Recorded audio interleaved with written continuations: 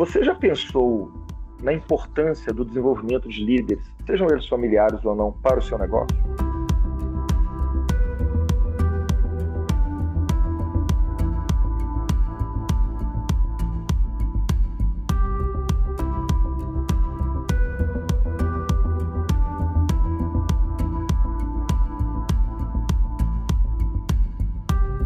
Hoje, a gente traz, aqui nessa série que a gente já tem trabalhado há algum tempo, né? Vamos pensar no futuro. Hoje a gente traz a Suelen Pimentel.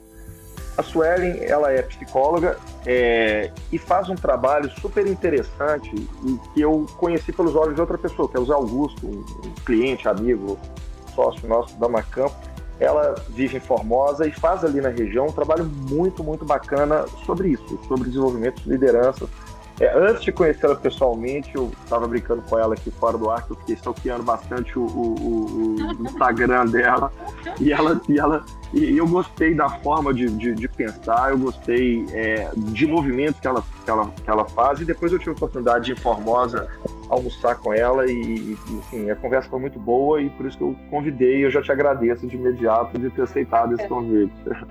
Obrigada pela oportunidade, Ronaldo. Sempre muito bom falar com quem pensa parecido com a gente. É isso, e é bom a gente criar essa conexão, porque o mundo está precisando desses encontros, né, Suelen? Eu acho assim. E principalmente dessa conexão, vendo quanto o desenvolvimento das pessoas é importante, quanto esse capital que cuida de gente é importante, né? Porque até então é eles cuidando, e quem vai cuidar deles, que tanto cuidam? E já começo com isso, assim. Me conta um pouco como é que essa história de trabalhar com famílias, o seu foco é agro, mas como trabalhar com essas famílias do agro, esse ambiente que é um ambiente diverso, é um ambiente lindo em termos de histórias de vida, mas também é um ambiente muito desafiador. Como é que isso caiu na sua vida e o que te trouxe até os dias de hoje, com esse sorriso bom que você carrega? Ronaldo, tudo começou por uma necessidade psicológica, então eu atendo, né, parte de terapia comportamental de adulto e casal, e ao meu consultório chegavam produtores rurais tendo as mesmas queixas. Então eles traziam assim sofrimento para as pessoas, dificuldade em lidar com o capital humano das fazendas e uma narrativa assim, tá muito difícil, parece que os trabalhadores do agro mudaram, não são do mesmo jeito que eram. Então, assim, esse desconforto e principalmente a dificuldade em ter ferramentas que pudessem facilitar o trabalho no agro. E aí eu entendi, poxa, mais de, sei lá, uns 10 clientes trazendo as mesmas queixas, né? Eu moro numa região que é praticamente a economia é baseada no agronegócio. Eu então percebi que havia um nicho de mercado, uma abertura dessa necessidade, comecei a buscar, estudar e não encontrei nada de treinamento específico para isso, então busquei treinamento em outras áreas e fui incorporando aí uma forma de transformar isso para o agro. Então, a partir dessa abertura que eles deram, eu comecei a fazer atendimento em fazendas, né, com meus próprios clientes de consultório.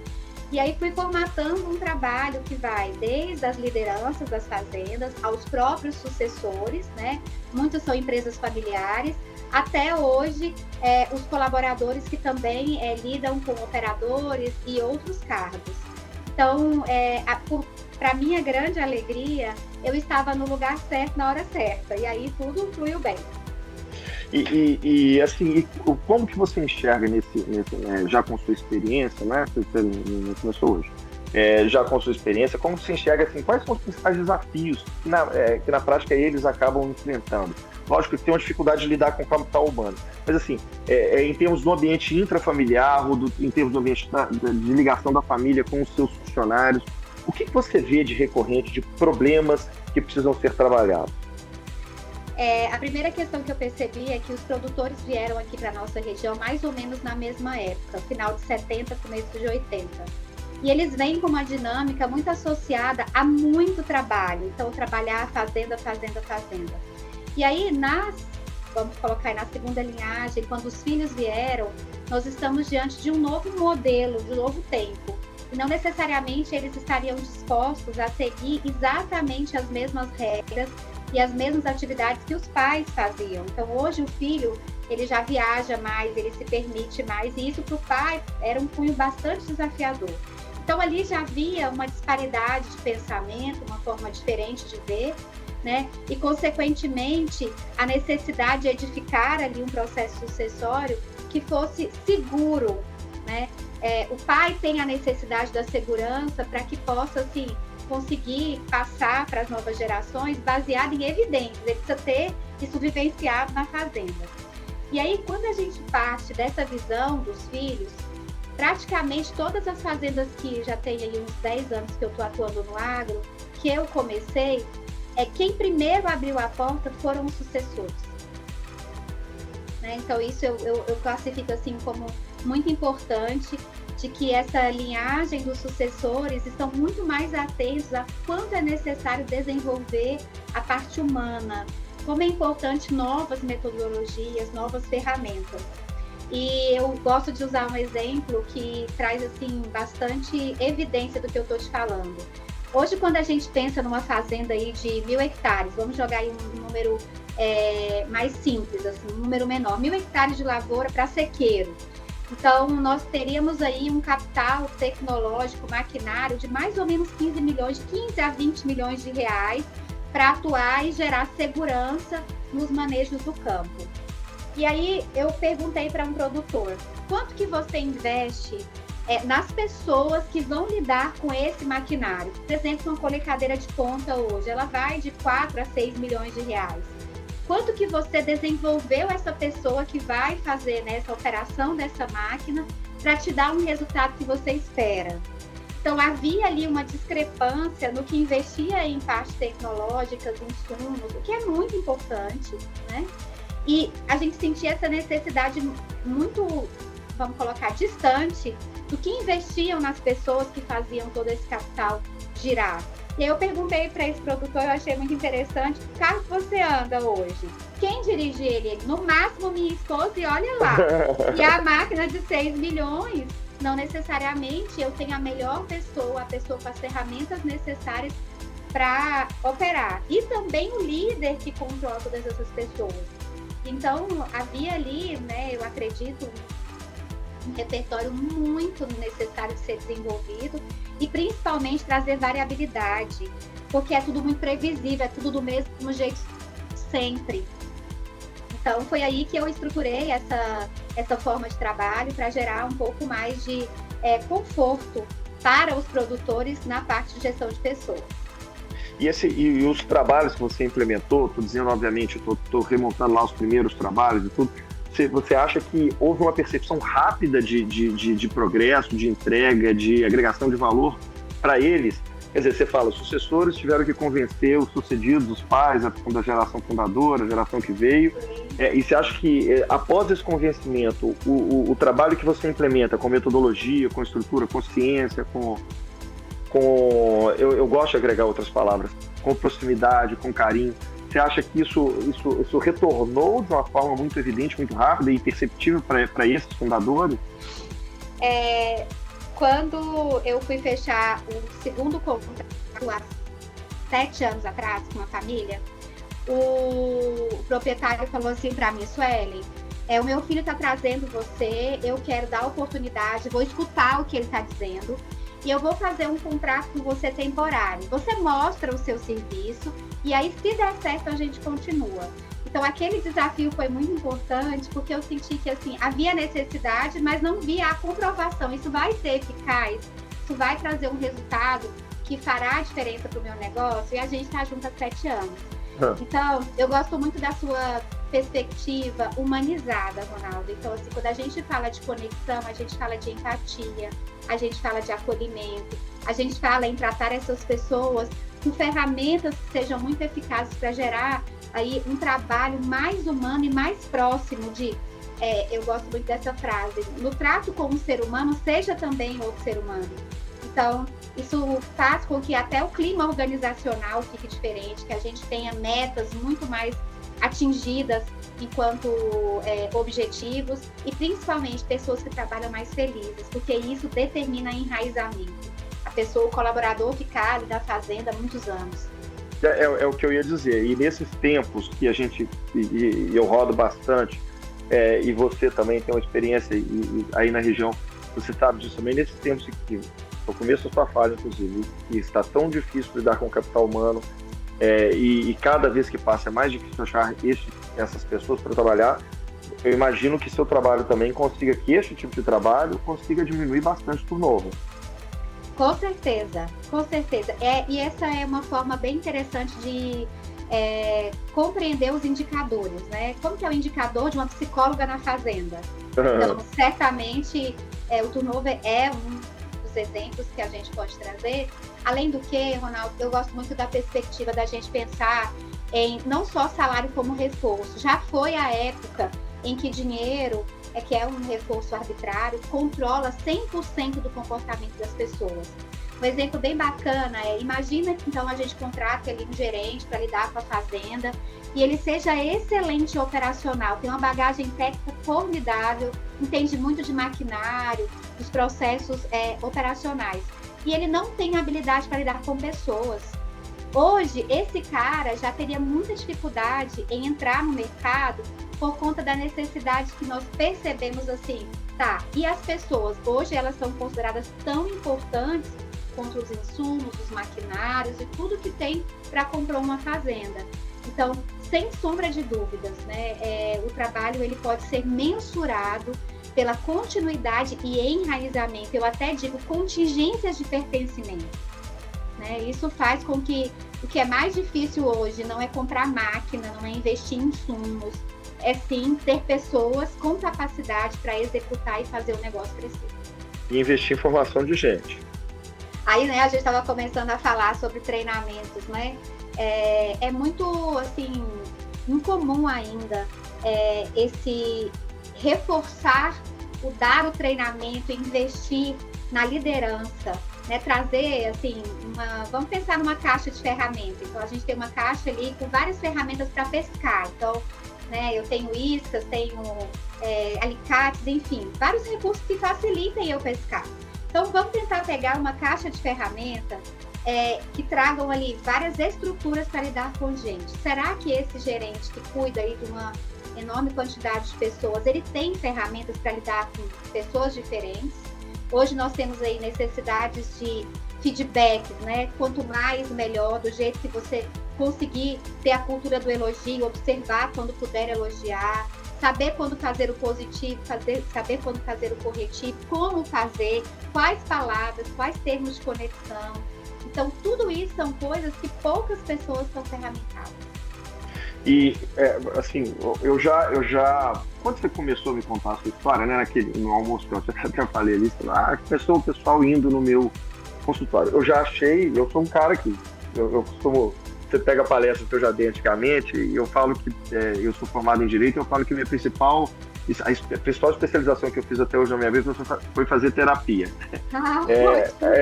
Foi terapia que me ensinou o poder de ouvir, que é mais importante você fazer perguntas do que tentar levar respostas, me ensinou que precisa ser humilde para poder servir, tá certo? Então, assim, é muito interessante isso. Mas terapia sempre carrega um determinado estigma que é pra gente, que, né? Aliás, eu até digo carregava, porque isso tem mudado bastante. Mas num ambiente, eu já me espantei de num ambiente de produtores rurais ter essa busca. Eu acho isso muito legal, muito bom. Até comecei a observar se em outras regiões eu via essa mesma coisa, ou se era um evento de Suelen em Formosa. E acho legal. Mas você traz uma outra coisa ainda, que mesmo para empresas como a minha, do escritório de advocacia, já é complicado falar em soft skills, mas você está falando de soft skills para uma fazenda.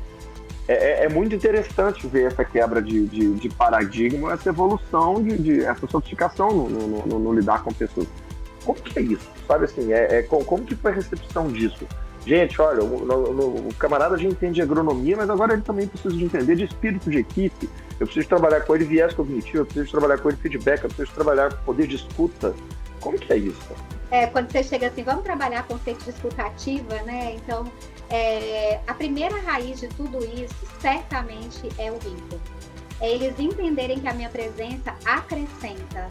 É eles entenderem que eu serei um agente facilitador do trabalho deles. Então, criar essa confiança na equipe, para mim, é fundamental.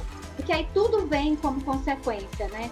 É perceptível que eles, assim, evoluíram muito com o tempo. Então, hoje, você chega nas fazendas, você encontra colaborador que ele está totalmente antenado com aspectos tecnológicos, que já fazem coisas muito modernas e que eles perceberam que a parte humana, como lidar com gente, também carecia de uma mudança. E aí você vai lá e fala assim, vamos fazer juntos? Vamos estruturar uma forma diferente, por exemplo, eu trabalho muito com comunicação empática, né? Então, troca de palavras, como você pode usar, vamos começar a treinar isso com comportamentos mais simples e vamos ver que tipo de consequência isso gera. Então, você vai fazendo uma conexão e desenvolvendo para ele de uma forma, eu diria que mais natural, não pode ser muito arbitrária, porque pensa, são pessoas que até pouco tempo atrás nunca tinham ouvido falar de escutativa. Que você tem que aprender a narrar fatos do que colocar o seu julgamento sobre as pessoas, né? Então, quando você narra fatos, você temporiza o fato, isso vai gerar muito mais compreensão e convencimento do que você precisa. Poxa, né? Pense, quem vai negligenciar, quem vai dizer não para uma oportunidade de ter uma eficiência operacional melhor? Então, na hora que eles percebem isso, aí começa, né, a cada vez mais buscar. E foi aí que nasceu, né, esse novo projeto, Ronaldo, que é o Transforma Agro. E foi, assim, um presente poder realizar. A gente está indo para a segunda turma aqui na nossa região, que é um projeto de desenvolvimento de lideranças voltados só para ferramentas nas fazendas e, principalmente, deixar que eles saiam com essa malinha, vamos colocar essa caixa de ferramentas bem recheadas para diversos tipos de necessidades, saberem quando e como usar. O primeiro que você fez foi em abril, salvo engano, não é isso? Foi em maio, 11 de maio. Eu tô achando que a gente está em abril, mas a gente já está em junho. Foi o mês passado, foi em maio. E você me contou que foi um sucesso assim, absoluto. Foi super preenchido e até por isso que você já está lançando o segundo, não é isso? Foi. Na verdade, a ideia era fazer ali, pegar entre safra com um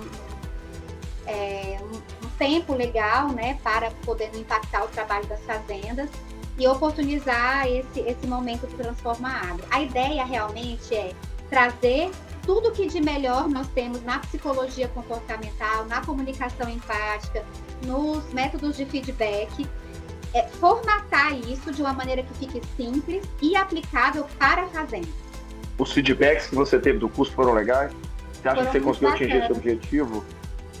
E assim, eu abri as inscrições e assim, foi muito rápido, 2-3 dias, eu já tinha preenchido o limite do lugar que eu tinha, porque eu queria fazer um trabalho de muita qualidade, então não podia pôr muita gente, assim. Então, eu fechei uma turma, e aí muita gente buscando, eu decidi abrir uma segunda turma, e a ideia é que esse projeto possa vir com outras temáticas também, que favoreçam o desenvolvimento dessas ferramentas para a fazenda. Porque aí e por falar em outras temáticas, eu preciso explorar um pouco também a questão da família, que você lida com ela. Aí você falou de gerações e de sucessões, falou de processo de sucessão e de algum tipo de conflito ou de visão diferente de uma geração que chega, o que é absolutamente normal. O conflito é muito bom porque ele gera energia. O não conflito não gera energia, ele gera acomodação. Assim, o conflito é muito bom. E você também pensa em fazer esse treinamento para gerações futuras. Exatamente. Durante o primeiro Transforma Agro, em um momento lá que a gente estava falando sobre sucessão, e aí 2 produtores que estavam lá, porque lá não foram só para gerentes, colaboradores. Então, muitos produtores foram fazer o treinamento, né? E eles colocaram da dificuldade que se dividir a tribo, né? Então, são 2 caciques, 3 caciques numa mesma tribo. Então, eles também estão sentindo essa dificuldade nas ferramentas, na linha de sucessão nas fazendas. Então, meu filho pensa muito diferente de mim, eu não vou abrir mão disso, aí fica aquele raciocínio binário, tem que ter um ganhador e um perdedor, eu não vou abrir mão, ele não cede, etc. E quem perde com isso é a relação deles dois. Sim. Então, um novo olhar para esse bebezinho que está sendo fecundado, que é realmente desenvolver um projeto que transforma a água para a sucessão. E aí eu queria muito tentar organizar esse projeto com pais e filhos. Uhum. Sim, isso é super interessante. E quero também aproveitar, porque tem um tema que tem me despertado muita atenção, muita curiosidade. E ontem eu tive uma comprovação disso. Eu estava dando aula em São Paulo, para a Fundação Dom Cabral, e teve um relato de um caso lá, de uma família que o pai era sócio com outro camarada e tudo, e a relação muito desgastada. A filha do pai, né, ela entrou para trabalhar, e esse sócio que era de fora da família teve uma relação muito conturbada com ela. O camarada se sentia filho do pai, apesar de não ser, e aquela um drama que depois a gente pode até explorar. Chegou em um determinado momento, a mãe preparou a mala do pai e falou assim: toma, aqui está a sua mala. Ou você tira esse camarada da empresa, ou você vai morar com ele. E aí ela relatou isso em sala de aula, que foi um episódio super interessante. E eu estava dizendo que há pouco eu li um artigo que chamava O CEO Oculto, falando do papel da mulher, da mãe mulher, aquela que não é operacional, mas que tem ascendência sobre a família e que muitas vezes é um CEO oculto do negócio. Eu queria entender a sua perspectiva e a sua experiência a esse respeito. Você já viu isso acontecer na prática? Você acredita nisso de fato? Qual que é o poder dessa mulher mãe, que muitas vezes não trabalha no negócio, mas que é uma liderança, talvez a liderança principal do negócio? É tão evidente que, assim, hoje, quando a gente olha o poder dessa mulher, nós estamos diante de um arrimo mesmo. Pensa numa obra, quando a gente coloca ali toda a parte de fundação para dar estrutura. Por muitas vezes, se essa mãe se posiciona contrária à perspectiva ali do esposo, por exemplo, ela passa a ser ouvida. E assim, ampliando um pouco mais, para pensar que os produtores que vieram ali na década de 80, 90, hoje já estão idosos. E tem ali um viés cultural muito forte de família. Então, a mãe, ela tem uma postura matriarcal muito incorporada de valores, de quem dá a segurança, de quem traz os filhos para casa, quem fortalece a cultura da família. Então, esse oculto, eu achei muito interessante o termo, traz uma descrição muito válida do empoderamento dessa mãe diante da dinâmica e principalmente da propagação dos valores, aquilo que é inegociável para a família.